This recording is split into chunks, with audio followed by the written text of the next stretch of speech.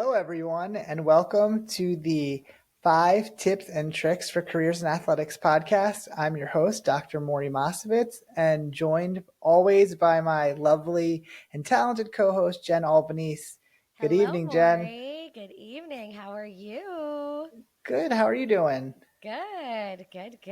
Another podcast. Very excited. Got a I really know. good guest We got a tonight. great guest come in and, a little bit later. He wanted a later time frame than our normal, so drink some Diet Pepsi. Kids, you gotta go with what works for the kids, and you gotta put them to bed. So. Exactly. So we're on the later time schedule. So what do you have your Diet Pepsi? What are you drinking your Diet Pepsi No, out of? so actually I do have water tonight, but I woke up, and for those that are on the video podcast, I am showing that I woke up this morning and there was a package on our countertop with a letter for Jen and I.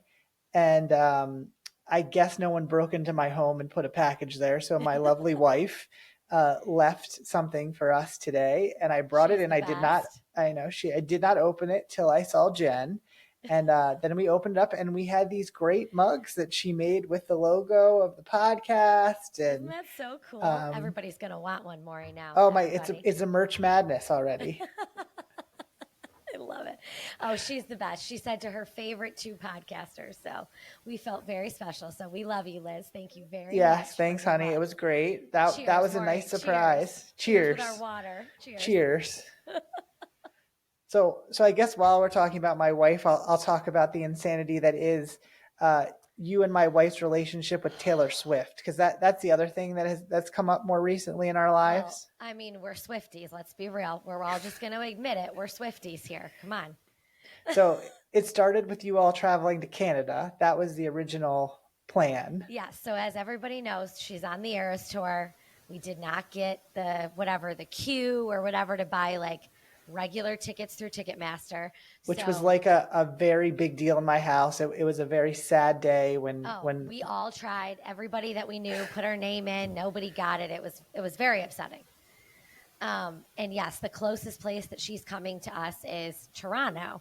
So we've been monitoring the tickets, and they're an extreme amount of money, like thousands of dollars. And then of course she goes and adds Tortured Poets, the new album, to the Eras tour. And, no idea what's going on, but keep going. And now the tickets are skyrocketing because it's the new album and it's another era that she's adding into the concert. So yeah, so again, the plan. So I'm sitting on my couch, and my wife goes, "Well, I bought these I don't even want to say how much she bought these tickets for." And then she goes, "Well, I might sell them, and maybe we'll go abroad to see Taylor Swift." So to be honest, it's not a bad idea because it's cheaper. And understand this, it's cheaper to fly overseas to Europe, anywhere where she is right now in her European leg of the tour. It's cheaper to fly there and get the tickets than it is to go to Toronto, which is 5 hours away from us. So we are now contemplating going to Poland.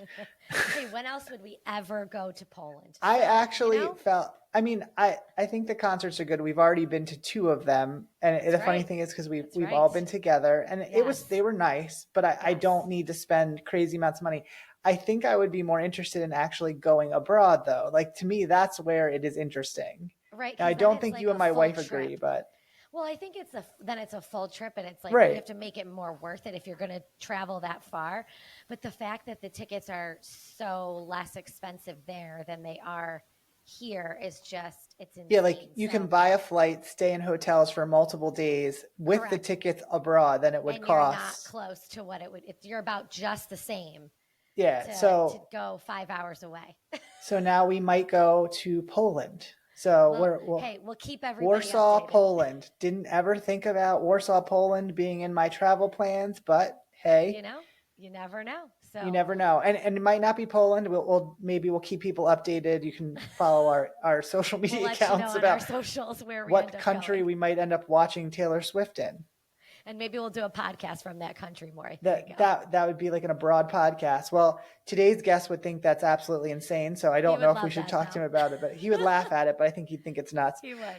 All right. We will we will get ready to talk to our guests and be back after this break. So we'll see everyone when we get back.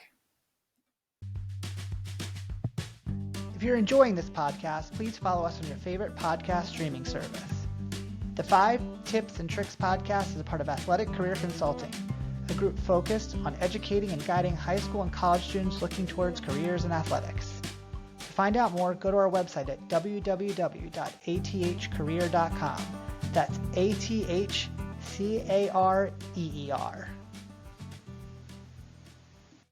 Okay, everybody, we are back, and Morey, it's time to introduce our guest. I'm very excited about this one. We are very lucky today to have a man that would describe as dynamic, hardworking, creative, and always looking to be at the forefront of athletics.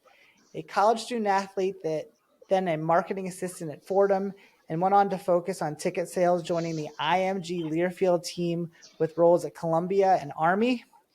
Staying at Learfield IMG, became the Northeast Regional Manager, overseeing properties like Akron and Penn State. After leaving IMG Learfield, he expanded his career, spent time at Syracuse overseeing ticket sales, corporate partnerships, and marketing before going on to his current role as Deputy Athletic Director of External Operations at the University of Cincinnati. Happy to welcome Anthony DiFino. Welcome, Anthony. Hi, Thank Anthony. you. Thank you for having me. I need that hype man at all times. It's great. I'll just come behind you. And you forgot one thing. My former boss. We Yeah. should probably add that in there. Colleagues. We were colleagues. Yes. Who kept you in Anthony. line? We're so happy it to was- have you. Well, thanks for having me. This is going to be a blast. Heard great things. Thank you. Well, thank you. Jen was very excited to get on a podcast. So then you were definitely at the top of our list of people. Well, glad to be here. Thanks for having me. Sorry I'm microphone-less, but I will do my best to help out the youth of this. You're coming through very industry. clearly. Don't worry. All right. Yeah, we can hear you good. It's me that we're struggling over here on the technical side. So to start off, give us what your first tip or trick would be for the audience. First tip or trick is to surround yourself with great people who want to go in the right direction with you and share your vision. Just surround yourself with people that will support you and you will support them. I reach back to the time we all worked together. It was awesome. A few growing pains as you kind of learn about each other and figure out everybody's kind of personality and characteristics that make them, really be motivated through what they're doing. But find those people that you can surround yourself with, your little army. If it's 2 people, 10 people, it doesn't matter. Find people you can have fun with at work, because you got to have fun, or else it's just a job. But I'd say find your champions. You don't need mentors. I mean, you do need mentors, but when it comes to work, find that group that you can have a lot of fun with. Inside work, outside work, doesn't matter, and you can support each other. I feel like you're always really good at cultivating those people too, because they might not have necessarily been there when you got there, but I feel like you really go out of your way to like search out and find who might be the next good person to like bring into your fold. Well, it's fun finding what makes people tick. And, there's sometimes people are, just going through it, maybe hit a rut, and you got to find what makes them smile. But I believe that you shouldn't sit behind your desk all day. You should get up, walk around, just say hi to people and get to places maybe you never would think about getting to. And if people don't think you belong there, well, find a way to make yourself belong. It's your workplace. You should have connections throughout. It should, if in the sports industry, if you work in marketing, it doesn't mean you can't be in the strength and conditioning room. Those are people at some point you could hire someday down the line, because this is the industry. You're going to move around. So I think make yourself uncomfortable with the relationships you try to seek out, and just have fun doing it. Awesome. Yeah, well, when you were our boss here at Syracuse, well, my boss, not yours, Morey. That was definitely Sometimes it felt like he was my boss. I'm direct. I'm sorry. It's fine. No, I that's appreciated it. good. That was really something that I think we got to a great point where we all worked really well together. And it's that relationship. Those relationships are so key to reaching the goals and what you want to make, what you want to do wherever you're at, whatever goals you're trying to reach, whether it's for football or basketball. And if you don't like the people you're working with or you struggle with that, it's going to be hard to work together towards one single goal. So that's really key. And I think that Morey's right. You definitely are really great at that and cultivating those relationships. So that's an important one for people to understand.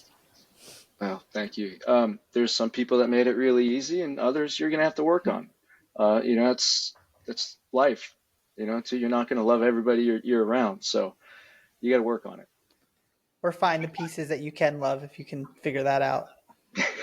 Yes, Absolutely. Right. So, tip number 2. Tip 2, I would say, always be ready to learn.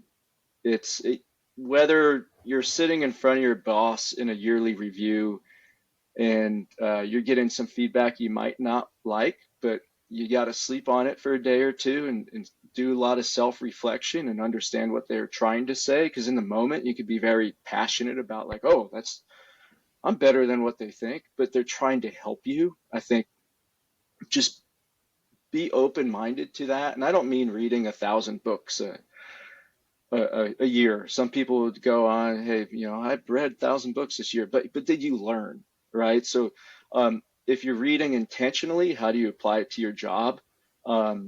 If you're in a situation, even if it's a conversation that you felt like, man, I could have had a better conversation there. Play it back in your head. How would you do it again? Find those little teaching moments for yourself, but also be open-minded to critiques. I think a lot of the times when I was younger, I would kind of be very defensive. Sometimes I still am. It's something I have to continue to work on. But be open to that. Be open to learn. I think everything's a learning experience. And if you're seeking that out and you understand that type of mentality, one of the greatest bosses I ever worked for was Diane Murphy when I was at Columbia. Yeah. And it's an institution of higher learning at the highest level. They're not going off and winning college football playoffs, right? Because one, they can't, because Ivy League doesn't allow it. But she taught me such a great lesson early on, is that she would hold what she would call the mid managers back, kick the unit leaders out of the room, and just say, hey, look, this is your learning time. When you're in meetings, you're learning. When you're with me, you're learning. Yeah. When you're with your colleagues at the bar, you're learning. Like, always find a way to take a lesson out of something. And at 22 years old, that really hit, because then I stopped seeing her as like a boss. I started seeing her as an educator. And every time we were in a meeting, I'd watch her. Whether she was taking notes or just bored. And how did she get out of the boredom in meetings? Well, she would just be direct. Like, all right, this meeting's going nowhere. Let's get up. Let's all leave and let's start over. Yeah. And to me, that's learning. And I would take that with me. Like, do I apply that today? Probably. But at the same time, when I'm sitting with my coworkers or someone that reports to me, I got to be very cognizant of how are they taking what I'm saying. If I'm being too direct and too New York, then New York. Right? Yeah. I have to be mindful that maybe they're like 23 or 26 or 32-year-old Anthony. That sometimes I'd be a little defensive. So I got to work on my approach and understand if I'm trying to do the same thing, how am I giving them a learning experience? So it's kind of working both ways for me. But I think tip 2 is just try to be someone who's always learning. And this industry is not easy. I look at Jen, and when we got to Syracuse, it was very hard for us to kind of determine what was the marketing role there. And and then we had a shared vision. I think Jen was willing to learn. I was willing to learn. I didn't hopefully come in with this mindset, we have to do it this way, but we took in a lot of data. We did a lot of surveying. We tried to understand what the fans want. We had to learn it, put our ego aside, and then determine that, okay, the marketing department was kind of more promotions and posters and t-shirts. We turned it into surveys and data and listening to our fans and working towards something they wanted. Yeah. So even in that fan instance, experience. yes. Yeah. And I thought we did a phenomenal job, making a lot of strides. And that's because we were all willing to learn. Especially now, industry's changing faster than it ever has been. We have to be willing to learn from other industries and apply it here. So I think that's tip 2, is just always be someone who's looking for that experiential learning, and don't be too defensive when it comes to critiques. Yeah. I'm still learning how to deal with it. We're gonna all say we're in the same boat. And as managers, and I feel like that's the one thing. And we talk about talking to students, but I'm sure there's people that are like being a manager for the first time or starting off in that like mid-manager role. And I feel like you and I have talked about this before. It's like, how do you say things to other people or to your staff to make it a positive experience, and some from our own experiences, and how do you turn it into something that helps them grow, not just, putting information out there for the sake of putting information out there. So yeah, you're awesome. Right about the defensive thing. I mean, I think everybody has that a little bit in their, in their personality, just they don't, but being able to accept that the criticism and grow from it only makes you better. And when you finally learn to accept that, which I think it takes a little bit of time, then you can do big things. Then you can really make changes and help yourself get to that next level. So yeah, that's awesome. Great tip. Yes. Okay. Number 3. See, Morey, you're on it. You are I'm on today. Tonight. Good job, Morey. Number 3 is going to be easy. It's have fun. I mean, I use this analogy a lot. It's you're not, and sorry to the accountants, you're not sitting, you're not an accountant on the 97th floor of some office building and looking out and watching everyone. You work in sports. You have the greatest job ever. Now, most people think you just work at football games every single day for 300 plus days a year. That's not true. Just stand on the sidelines and just stand on the sidelines and do nothing. They see the sexy part of our job, right? Mm-hmm. They see you get to wear the credential and the suit and you're near the players. And, I barely interact with players because, our job is really a business, but you got to have fun. It goes back to surround yourself with great people that you can have fun with. If your job or your career becomes boring and you're not having fun, then it's probably not the right spot for you. Yeah. And sometimes you take in this industry, you could take a bad job not knowing what it was really about. You got to do your homework. You got to understand where you're going. You got to know where you want to live geographically. I've seen some people take jobs that take them somewhere that made them uncomfortable, but they couldn't get over that uncomfortability. And they couldn't have fun, and they didn't know who they were truly working for. So do your research about who you're going to work for. Ask a lot of questions. Culture. This job could take you really far. Yeah. You got to have fun. I mean, like, there's how many times that we all were working on something that we just say, man, I can't believe we're doing this. Like, this is fun. It's challenging. It's hard work, but we were having fun. And, it's every day you gotta find a way to have fun, whether it's with your staff, when you're managing, or just in general. Like, when you walk into the office, you're like, yes, it's time to go. It's go time. This is going to be fun. Or you walking in going, man, I don't want to do this today. Like, sometimes you might have those days, but 90% of the time, if you're not walking in saying this is fun, then it might not be the job for you. And if you're just like, I just want to work football games, I want to do this, and then it's not the job for you either. Yeah. Yeah. Because it's a lot more than just football games. And a lot of hours to put in to do it too, because you're not just going to go in from 9 to 5 and be like, okay, I'm just going to have fun from 9 to 5 and walk. Like, you're in it for the long haul. So you better enjoy the time you're doing it. You got to have fun at 7 a.m. on the quad when it's raining and we're putting up an arch that's too big for what we should have. Shout Yeah, out like, Emily Quigley. Morey's yelling at you, saying, "What are you doing?" And it's still fun. Those are constructive conversations. I'm still putting that arch up. How many years later? Anthony still is here with us in spirit in the arch. Every time I put that arch up, I think of you. No, he curses you. He curses you. He doesn't think of you. He curses you. I had fun watching Morey put that up.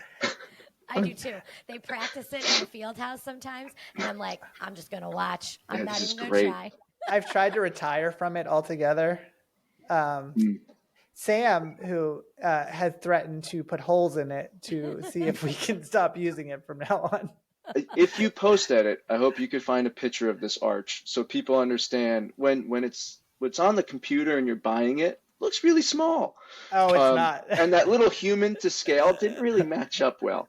No, there's such a good picture of Morey, you and Emily that we should post so people see it, because you guys are standing underneath it and it looks like ants. The Chrysler building above them.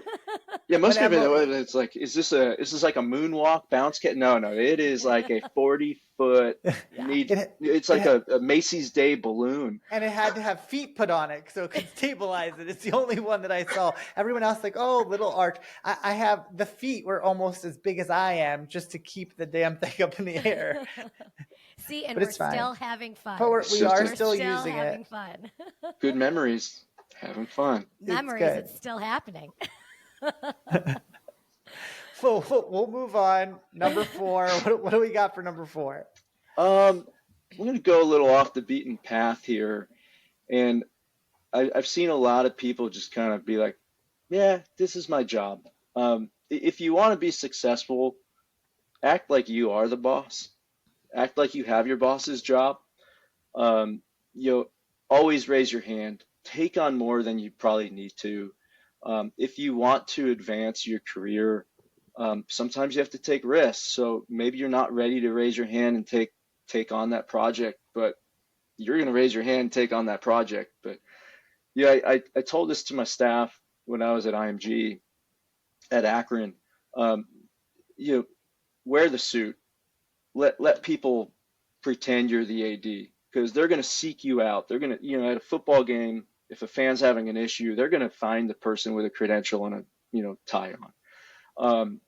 Let them mistake you for being the AD, and don't be apologetic about it. Some people don't like the fact that I make our staff wear suits every game, or be presentable in that way. But that's a small example of just be highly professional and just act like you're the AD. So people will come up to you, engage them, interact with them, talk with them. But I think if you take that mindset of, I'm not just the deputy AD, or I'm not just the account executive, or I'm not just, the marketing intern, you're always thinking bigger. I think you're able to, what they call get to the balcony, right? Get off the dance floor, get to the balcony, see the bigger picture. And if you inject yourself into the workplace like that, and you think about what's the next steps for my boss, how would my boss react to this, then I think you're getting in better alignment with someone who should be one of your advocates for whatever you want to do next. Or if they leave, you are already acting like you have their job, so you should get their job. Right. So I think what I've seen far too often for those that will come to you and just say, hey, I want to be X, Y, or Z, and how come I'm not getting promoted fast enough, or how come I'm not, like, well, what are you doing now to separate yourself from everybody else? Well, I'm working hard. Well, are you working harder than everyone? Well, I work 12 hours a day, but that doesn't mean anything, right? Are you efficient with your 8 hours and getting a lot more done, and you're more aligned with leadership than just working 12 hours to work 12 hours? So, an example is some videographers will be, I made 1,000 videos this year. That's great. Were they any good? Were they any good? Were they high quality? Did they have an impact? Was the engagement level high? So, but hey, I'm a videographer, but I want to be an AD. Great. So what are you doing outside of being just a videographer in your mind? what are you taking on? Are you taking on more management? Are you raising your hand to start internship programs? And I think that's really where people find whether or not they can manage, and if it's for them, is managing before you're even a manager, and asking for some of those responsibilities. So yeah, I still take that mindset today is, if I'm the AD at Cincinnati, what is my next move? And I want to take as much off my AD's plate as possible. So I'm like, hey, give me whatever you don't want, or keep delegating to me. I'm happy to take on whatever. I'm never going to tell my boss no, unless it's against the law, which has never happened in my life. But I'm always going to be that person. Yeah, I got it. I might not know how to do it. I'm going to damn well try my hardest to figure it out. Figure it out, right? You're going to figure it out. I'm going to get the right people around me to help me. I feel like we were on, so like two things I was thinking about is one, so many projects that you and I got on, and the one thing I can always appreciate about you is you're always willing to think big. Like you're not going to go in and say, hey, like, I'm going to take this on, but I'm going to just do it. You're always looking to like, how can I make the most out of the opportunity that I'm getting by doing this? And so things that a lot of people had tried to accomplish, I think that I had experience with, we were able to develop and actually put into effect because you were willing to say, hey, how can we think about this? Willing to make it as big as possible, figure out a way to make it work. And I've always appreciated about you because a lot of people would back down from those things. But then also to say, hey, I'm going to step into roles because I know that's good for my career and for me to keep jumping up, because a lot of people think, oh, well, if I just do what's asked of me and I do it well, it's enough. And the reality is that if you want to keep growing, you have to show that you can do the next thing. And people might not think that's right because I'm not paid for that. That's not in my job description. But every time that I've been promoted, it was usually connected to taking on something that was not in my original part of my job. Every time, right? Right. But it's true, and I think what people miss more. I think you're being very nice, because I think we all worked on a lot of great things together. But there were people that almost didn't want us to have success because, oh, we tried that before, right, or that's never going to work. And we were like, we don't care. We have to try it, and we have to accomplish it. So there was really no failure on our end. We wouldn't allow that to happen, because I think some of the people who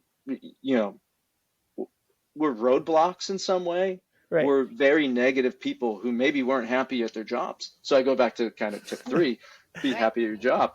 Right. And then, but tip 1, surround yourself with great people that have a shared vision, because we are not going to let anything fail. And that's my mentality still. Like, I go back to a specific project, you and I, and we both wanted it to happen, but we kept talking about how's the best way to do it. And you and I would always find like a symbiotic relationship between, this is where I want to get to. And I'd say, oh, well, I think we can get it this way. And at some point between the two of us, we would get there. And that was like one of the best things for me professionally at my part of my career and working with you that I'll always appreciate, is that we would make each other better because we would challenge each other and then find a way to get to like an end result. And I always thought that's because you always push things to think big and go above, and push me to think, okay, how can I help him accomplish that?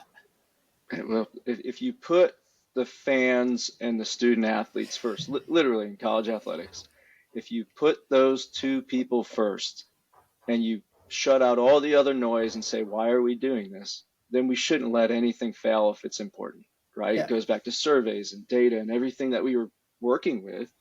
And Morey, from start to finish, it was a great collaboration. And people who would kind of sit there and say, oh, this isn't going to work, we didn't put them part of the project. We just find a way to stiff arm them and say, well, you're too negative. And that's a great tip. Get the negative people out of the room. If they're going to sit there and not, there's a difference between being negative and constructive, right? The constructive is helpful. Like, hey, did you think about this? Or I'm not telling you not to do this, but let's think of from this side of things. Yeah. Then the negative though is, this will never happen. Yeah. What are you guys doing? And it's like, okay, you're wasting your time. See you later. We'll show you. And that was fun. But you can, I mean, from experience, you can go to previous institutions that you've been at, and you can say this is projects that Anthony worked on and outcomes that still exist, today, because we talked about the arch to be funny about it, but that's reality that you put an imprint on people. So should we talk about the dome tins too? Because no, don't bring that one. No, I don't know if that was a success, but it was. Hey, we tried it. Got it done. We tried it. If the measure is popularity, it was popular. Yeah, people liked it. A lot of them. There was a lot of them. COVID kind of ruined that one, but it's fine. I know. We had a master plan, but people liked them. People did like them. We just had a lot of them. I still have some in the basement, so if you want any, just let me know. Oh no, I got about 10 here. We're fine. Stuffed animals. It's great. Exactly. Last one, Jen, throw it out there. So this is always the big question at the end. So what do you know now that you wish you knew then? So what do you know now at this point in your career that you wish you knew when you first started? I think I need to speak to the intended listener here. I went into college and I graduated with a history and sociology degree. I was gunning to be a state trooper and wanted to go into the Secret Service. Oh, I didn't know that. Yes, okay, I didn't right? know So I was that. full steam ahead. I was sitting in courtrooms in the Bronx, learning as much as I could. I got to the trooper test, did well. I made the cut to the top 300. Okay. About 2 weeks before I was reporting to the Trooper Academy, they cut the class to 200. Yours truly did not make the cut. Oh. I was devastated. But being a mascot in college and football player, mascot, I got, let's go. yeah, right. They were kind enough at Fordham to say, why don't you just stay down here in the Bronx, and why don't you work on some events and be a marketing assistant? And I was like, that sounds like fun. Let's do it. So when you're sitting in the Bronx making $300 a month and need a bartend 4 nights and you're working 16 hours, and you go through this and you're like, okay, this is fun. I'm enjoying it. Maybe I didn't study this undergrad, but whatever. I get into grad school. It's kind of a business and sports management degree. And I'm still loving it. I'm having fun. But if someone told me this was going to be my career, and I'm sitting there going, okay, how could I get better? It would be take as many business classes as humanly possible. Take as many sales classes, business classes, finance classes. I always was like, oh, well, I want to go to grad school. I'm going to think about a sports management degree. I'm going to tell them absolutely not. Go get your MBA, because in sports you learn on the job. You get your PhD, as a marketing assistant, throwing T-shirts out, selling sponsorships. You're part of a marketing crew, and then you get your next job, and you're making 100 phone calls a day trying to sell $5 tickets. You're gonna get your PhD in sports. But what you're not going to learn is kind of the basic business functions that I think really, especially now, would propel people at the highest level of college athletics into very strong roles. And then I just, learn how to sell, because no matter what industry you go in, because I see a lot of people go into sports then leave, but you still have to sell, whether you're a doctor, you're a lawyer, it doesn't matter. Go learn how to sell. Learn business, learn how to talk to CFOs, right? Be articulate. Yeah. Be articulate. Learn how to communicate, and I don't mean like how to write a good email. I mean like how do you actually communicate? Face to face. Yeah. Hey, I need $10,000 to do an arch. How are you going to get that done with your CFO without them laughing at you and not seeing your vision? So spend a lot of time with people that will help you make decisions. But everything is a sales job. You have to be business oriented. So I'm not downplaying sports management degrees. I'm just saying if you can supplement it with as much business as you can, especially now, because we're headed down a road. We're not going to say those 3 letters. I refuse to say them. I appreciate you holding back for the entire episode. Yeah, you have to embrace it. Regardless of your personal feelings, you have to embrace where this is going, or it's not the industry for you. If you don't agree with it, you don't have to work in it. Exactly. Or you know, I hate like go work in Division 3 where it's not prevalent. Even when you go work in D3 or D2 and you know the revenue's not as high, you still need to know good business. I don't care who you are. You know, so that's important to note, because if I knew I was going to this industry and someone told me that, I probably would have taken a few more business classes undergrad. But you know, my whole career changed on a dime. And you know, a lot of people, you plan, you might not plan for this career. I love this career. It is awesome. I mean, what other job are you creating advertisements, buying advertisements, you know, writing emails, you know, copywriting, working on buying giant arches, selling sponsorships? It is really a PhD. There's no other job I could think of. And Jan, especially in the marketing office, your world is like, you have to be an expert in 100 different things, and people actually don't know how hard of a job it is. They just say, oh, it's fun, you work in sports, or you, from an outside fan thinks you could fix the cold pretzel. You know how to fix a cold pretzel? You literally have to go through 100 people. Exactly. You know, yeah. It is so true. It should be easier, right? But it is not. But you know, in this field, you have to be an expert in almost everything, and people expect that out of you. And it's okay to not know everything, but I go back to being someone who's very thirsty for knowledge and, you know, learning experiences. Right now, I'm probably excelling in some things because I screwed up and I failed when I was 21, 23, 27. It's okay to fail. Like, I tell that to my staff all the time. Like, I'd rather you fail, but don't make the same mistake twice. Learn from that mistake, Learn from the mistakes, move on and apply it. But I just go back to the core of this is going to be business related, and get as many business classes as you can. Don't take the sports communication class over learning financial accounting. Yeah. It sounds funny, but that's my personal belief. Yeah. And it's for life too. Like, business is, I mean, anything really is a business, and to understand that is going to help you, set you apart from other people. So they're the most applicable things you can learn, because like you said, you can spread it across whatever you're doing. Right. Yeah. You know, if I'm going to learn facilities from Morey, I'm going to learn marketing from Jan. I just got to sit there and talk and listen, but it's very hard. I didn't get a degree in facilities, so I learned from doing it on the job. So that's the reality of it.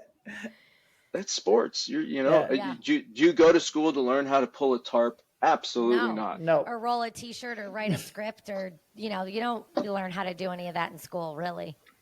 No, I hate to say it. I hate to say that to interns too. They're always like, well, you know, I learned this in school, and I want to be like, you're going to learn so much more if you work this game and you help us do and implement everything we're trying to do. You're going to learn so much more than sitting in the classroom. Yeah, sorry, and tip 5, every professor out there. Yeah, but tip 5.5 would be, connect yourself to somebody while you're in an internship. Yeah. Like, learn from them. Sit there and watch them. You don't even have to ask them questions. Just see how they operate. Yeah. You know, so I think that all, you know, 5.5 tips. That's. Thank you. I'm sorry. We're getting a lot here. We're getting a lot for a little. 10% more. Is that 10%? No, that's way more. No. 10%. I don't know. Yeah. See, business. I don't know. I'm really bad with fractions. We're not good. I'll tell you that. That's why I have Excel. We'll stop I was just gonna say thank God for Excel. Well, we're getting towards the end. Anthony, thank you so much for being here. This was so great. It's been great to see you. We appreciate great insight. We really appreciate everything. And Anthony, you're the best. Thank you so much. And you stole my line, Jan. You're the best. Morey, you're the best. I always say always fun. I learned so much from you. You were definitely the best boss that I've ever had in my career. And because you challenged me, and you made me better, and you gave me opportunities to grow. And I learned so much from you. And I hope that I am as good of a leader as you are today. So thank you for everything. And tip 5.75, don't give up on relationships. Make sure you keep connecting with people, because there's always more that you can do and see them in the future and learn from them. So great. Good to see you, man. We miss you so much, Anthony. You're the best. Friends for life. Look at this, right? There you go. Well, we're going to end it here. Check out our next episode. Always connect with us at 5 Tips and Tricks for Careers in Athletics, and we'll see you next time. Bye. Thanks for having me. If you like the 5 Tips and Tricks podcast, make sure to subscribe on your favorite podcast platform. You can rate and review us, including questions that may be answered on future episodes. The 5 Tips and Tricks podcast for Careers in Athletics is part of Athletic Career Consulting. Check us out at www.athcareer.com. Don't forget to follow and like us on your top social media platforms.